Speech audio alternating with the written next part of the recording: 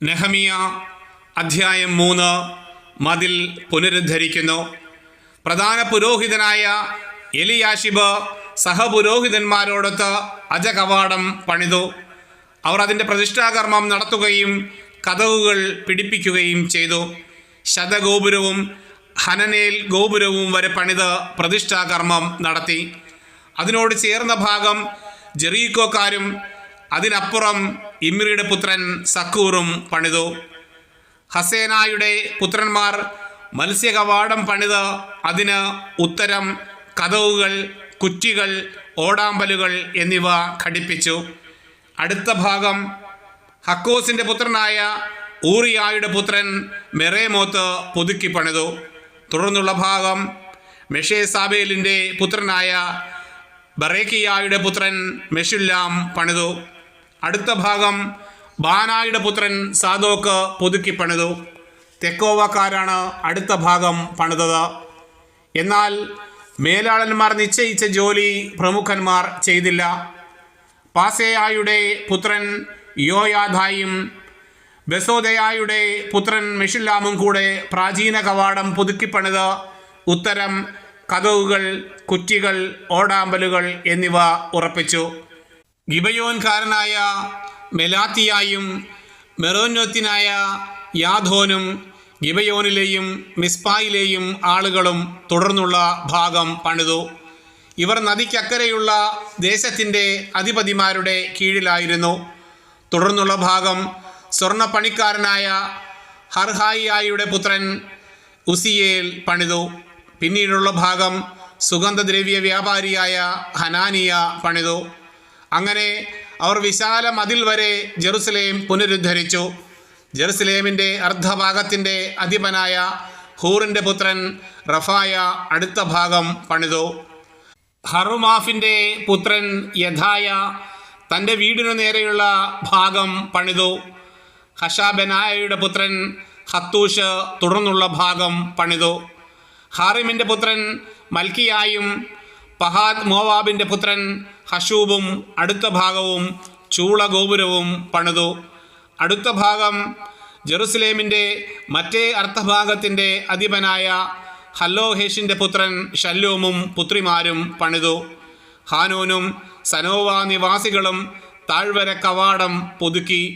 അതിന് കതവുകൾ, കുറ്റികൾ, ഓടാമ്പലുകൾ എന്നിവ ഘടിപ്പിക്കുകയും ചവറ്റുവാതിൽ വരെ 1000 മുഴം നീളത്തിൽ മതിലിൻ്റെ അറ്റകുറ്റപ്പണി തീർക്കുകയും ചെയ്തു. ബദ്ഹക്കേറേം പ്രദേശത്തിൻ്റെ അധിപനും റേഖാബിൻ്റെ പുത്രനുമായ മൽക്കിയ ചവറ്റുവാതിൽ പുതുക്കിപ്പണിത് അതിന് കതകുകൾ, കുറ്റികൾ, ഓടാമ്പലുകൾ എന്നിവ പിടിപ്പിച്ചു.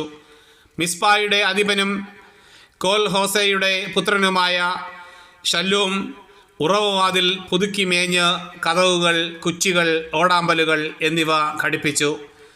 അവൻ രാജകീയ ഉദ്യാനത്തിലെ ഷേലാക്കുളം കെട്ടിച്ച് ദാവീദിൻ്റെ നഗരത്തിലേക്ക് ഇറങ്ങുന്ന കോണിപ്പടി വരെ പണി തീർത്തു.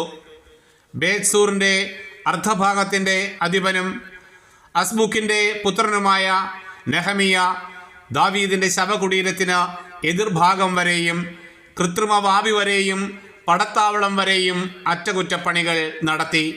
തുടർന്നുള്ള ഭാഗം ലേവ്യർ പണിതു. ബാനിയുടെ പുത്രൻ രേഹുവും അടുത്ത ഭാഗം പണിതു. തുടർന്ന് കെയിലായുടെ അർദ്ധഭാഗത്തിൻ്റെ അധിപതിയായ ഹഷാബിയ തൻ്റെ ദേശത്തെ പ്രതിനിധാനം ചെയ്ത് പണി നടത്തി. തുടർന്നുള്ള ഭാഗം കെയിലായുടെ മറ്റേ അർദ്ധഭാഗത്തിൻ്റെ അധികാരിയും ഹെനാദാദിൻ്റെ പുത്രനുമായ ബാവായിയും ചർച്ചക്കാരും ചേർന്ന് പണിതു. തുടർന്ന് മിസ്പായുടെ ഭരണാധികാരിയും യശുവയുടെ പുത്രനുമായ ഏസർ മതിൽ തിരിയുന്നിടത്തെ ആയുധപ്പുരയിലേക്കുള്ള കുന്നിനെതിരെയുള്ള ഭാഗം പണിതു. അവിടം മുതൽ പ്രധാന പുരോഹിതൻ ഏലിയാഷിബിൻ്റെ ഭവന കവാടം വരെ സാബായിയുടെ പുത്രൻ ബാറൂക്ക് പുതുക്കി പണിതു. അവിടം മുതൽ ഏലിയാഷിബിൻ്റെ വീടിൻ്റെ അതിർത്തി വരെയുള്ള ഭാഗം ഹക്കോസിൻ്റെ പുത്രനായ ഊറിയായുടെ പുത്രൻ മെറേമോത്ത് പണിതു. പിന്നീടുള്ള ഭാഗം ജെറുസലേമിന് ചുറ്റും വസിച്ചിരുന്ന പുരോഹിതന്മാർ പണിതു. തുടർന്ന് ബെഞ്ചമിനും ഹാഷൂബും തങ്ങളുടെ വീടിനു നേരെയുള്ള ഭാഗം പുതുക്കി പണിതു. അനനിയായുടെ പുത്രനായ മാസേയായുടെ പുത്രൻ അസറിയ തൻ്റെ വീടിനോട് ചേർന്ന ഭാഗം തുടർന്ന് പണിതു.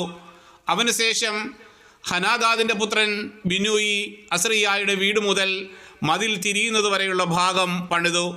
അവിടെ കാവൽ ഭടന്മാരുടെ അങ്കണത്തിലേക്ക് തള്ളി നിൽക്കുന്ന കൊട്ടാര ഗോപുരത്തിൻ്റെ എതിർവശത്തുള്ള ഭാഗം ഉസായിയുടെ പുത്രൻ പലാൽ പണിതു.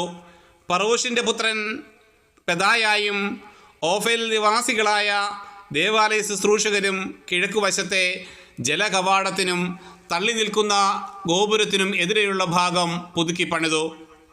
വലിയ ഗോപുരത്തിൻ്റെ എതിരെ ഓഫേൽ ഭിത്തി വരെയുള്ള ഭാഗം തെക്കോവക്കാർ പുതുക്കി പണിതു. അശ്വകവാടം മുതൽ തങ്ങളുടെ വീടിന് നേരെയുള്ള ഭാഗം പുരോഹിതന്മാർ പണിതു.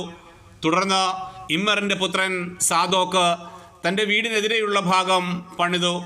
കിഴക്കേ കവാട സൂക്ഷിപ്പുകാരനായ ഷെക്കനിയായുടെ പുത്രൻ ഷെമായിയ തുടർന്നുള്ള ഭാഗം പണിതു.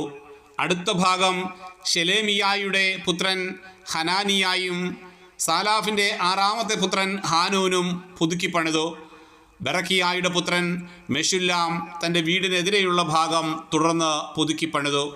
അവനുശേഷം സ്വർണ്ണപ്പണിക്കാരനായ മൽക്കിയ ഭടന്മാരെ വിളിച്ചു കൂട്ടുന്ന മതിൽ തിരിയുന്നിടത്തെ കവാടത്തിൻ്റെയും മാളിക മുറിയുടെയും എതിർവശം ദേവാലയ ശുശ്രൂഷകരുടെയും വ്യാപാരികളുടെയും വീട് വരെ പുതുക്കി പണിതു.